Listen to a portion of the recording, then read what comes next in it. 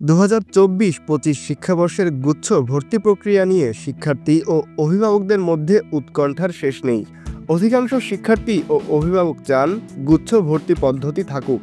তবে গুচ্ছ থেকে বের হয়ে একক পরীক্ষার উদ্যোগ নিয়েছে কয়েকটি বিশ্ববিদ্যালয়। একই পথ অনুসরণ করতে চায় আরও কিছু বিশ্ববিদ্যালয়, যার ফলে গুচ্ছ ভর্তি পদ্ধতি নিয়ে দেখা গেছে অনিশ্চয়তা। এ অবস্থায় গুচ্ছভুক্ত বিশ্ববিদ্যালয়গুলোর এক বৈঠকে জানা গেছে গুচ্ছের পক্ষেই আছে অধিকাংশ বিশ্ববিদ্যালয়।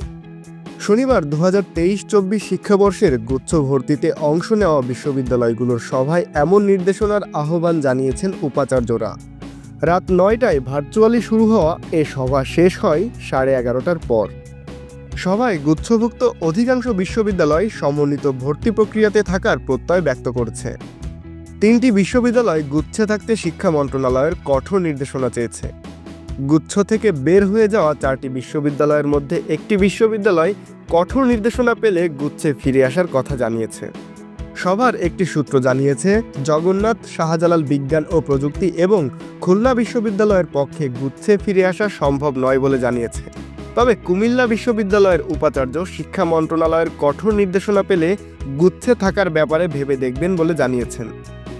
শিক্ষার্থীর সংখ্যায় এগিয়ে থাকা 3টি বিশ্ববিদ্যালয়ও শিক্ষা মন্ত্রণালয়ের কঠোর নির্দেশনার পর সিদ্ধান্ত জানাবেন বলে মতামত দিয়েছেন। বাকি 17টি বিশ্ববিদ্যালয় গুচ্ছে থাকার পক্ষেই রয়েছে।